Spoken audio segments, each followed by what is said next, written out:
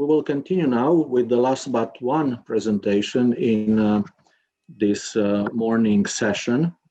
I will share the screen and make an overall presentation on the status of training programs for validators and facilitators in Europe.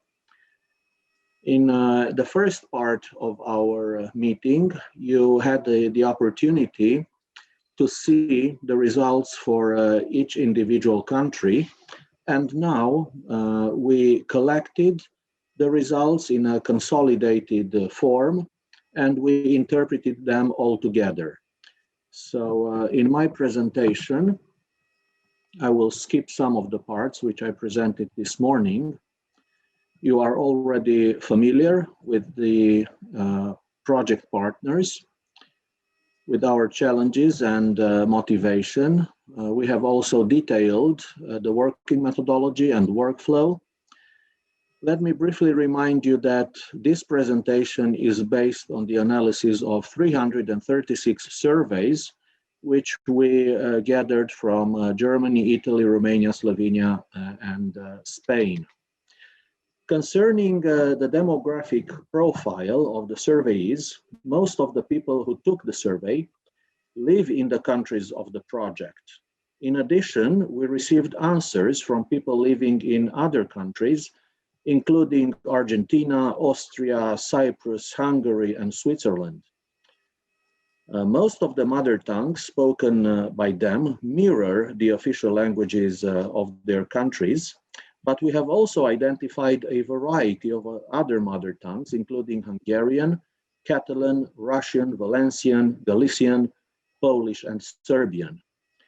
This widespread geographic representation of the countries and the variety of languages are clear indicators of the European dimension of the project and justify the generalization of the results at European level. Concerning the age of the surveyees, the majority of them are relatively young. Some of them are older, between 51 and 60. 2/3 of the people surveyed are women and 1/3 men.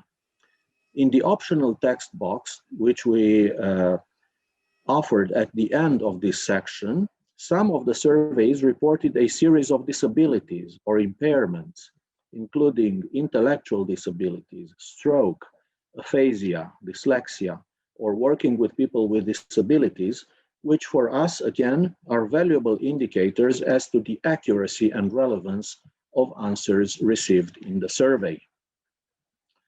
Concerning the general education and training of the surveys, they reported a variety of ways in which they continue to improve their skills. Namely, they participate in conferences and workshops. They participate in in-house training programs at companies, or they read literature in the field. Concerning the education and training in easy to read, regarding their level of knowledge and skills, 65.9% of the 335 people who send surveys reported having some sort of training related to easy to read. They reported different types of training, including workshops, vocational courses, in-house training, or internships. Most of them declared that they are familiar with printed content. Some of them stated that they are familiar with digital content, but with other formats as well, such as audiovisual content, including interpreting and audio content. The answer to question 3.4, that means in what field have you been trained, showed that surveys had been trained in both general and specific fields. The answers received in the next question show that 119 surveys would not have liked to be trained in any other additional field. At the same time, the answers we received from other surveys reveal an impressive variety of content and fields of interest presented in the following tables. The answers are extremely helpful for us for the future steps of our research, namely creation of a validation and facilitation curricula and developing specific fields. The answers to the next question show a preference for a variety of hands-on activities, including practical adaptation, translation exercises, practical proofreading or revision exercises, validation, revision quality control, practical creation or writing exercises. The majority of the persons who answered question 3.8 of the survey stated that they had not received or used any handbooks for training. 21 persons said that they used existing guidelines or leaflets such as Information for All. Concerning the current activity, the question regarding this section revealed that most of them work in a non-profit organization. The second and third largest category consisted of people working in public institutions and in universities.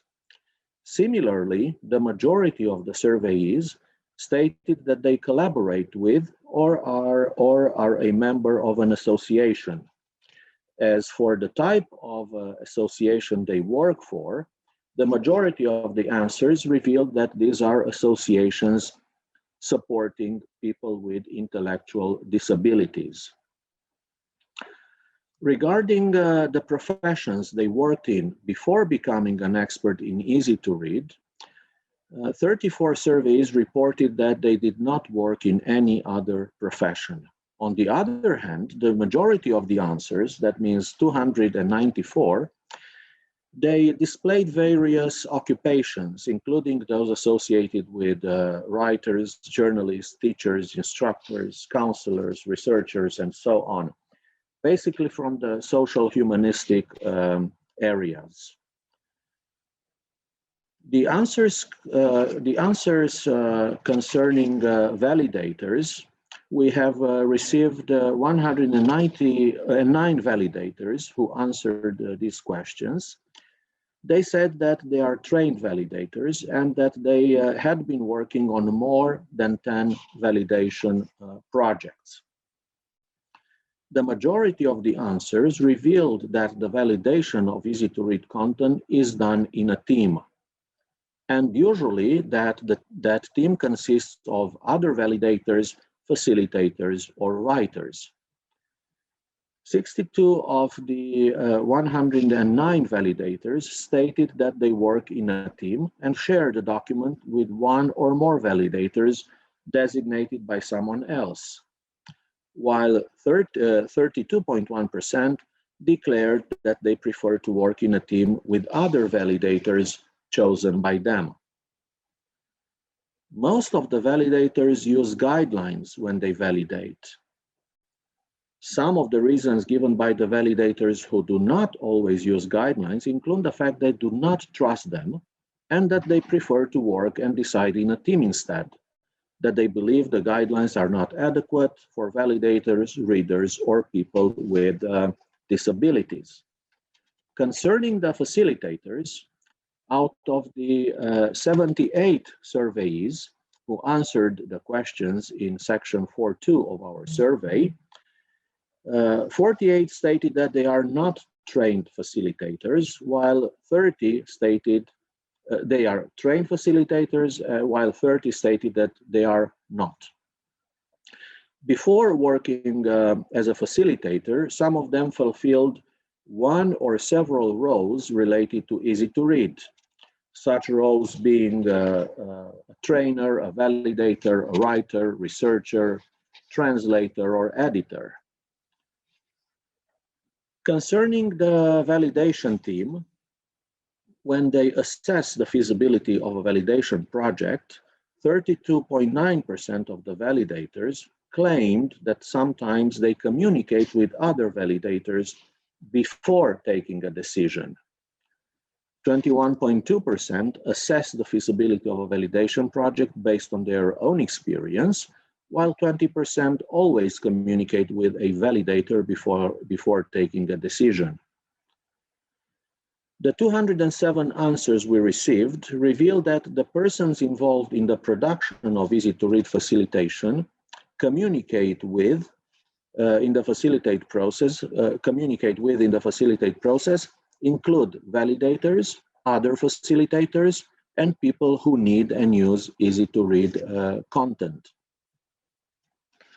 Concerning the feedback, most of them receive feedback from easy-to-read writers based on the validation comments. To organize sessions, most of the facilitators use a variety of tools, including traditional work management tools, that means printed calendars, notebooks, reminders. Others use computer-based management tools, web-based communication platforms, or dedicated software. 21 respondents out of 78 declared that they do not use any facilitation strategies to organize sessions, while only 4 stated that they use such strategies. Those who detailed the answers to this question mentioned that they communicate with validators, make sure that they understand the requirements, use group reading or other motivational strategies. Concerning the skills section of our survey, validators and facilitators, concerning the skills that validators and facilitators should have, they answered that they would like to have active listening skills, easy to read principles or guidelines, skills for working in teams, reading skills, global easy to read knowledge such as history, guidelines, target groups, and so on. In the process of validation, the respondents consider that the validator should check if the easy-to-read text is clear, accurate, natural, and consistent, and if the easy-to-read text is acceptable and informative enough.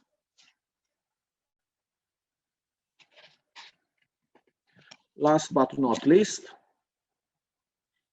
these are the final. Oops, sorry.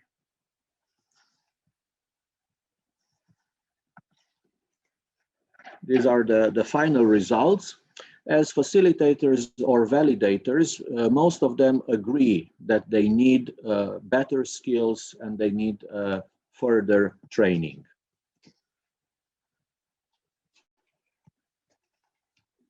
Concerning the future results and research directions, we believe that the results that we managed to obtain and presented here are rich, diversified, realistic, and representative for a widespread geographical area in Europe, and they will offer a solid ground for the successful advancement of the next activities of the project, namely to identify and document the skills and competencies needed by validators and facilitators, to develop a competence-based curricula, to create open educational resources, to provide assessed training materials, and to explore certification pathways. This is the link to our website, where in the next weeks we will publish in full our report. It will be open to all of you, so please don't hesitate to access it and to contact us if you have any other questions concerning the training for validators and facilitators. Thank you very much for your interest and attention, and let me check the time. I am 2 minutes behind, so please, if you have any questions or comments, please write them in the chat area. Thank you.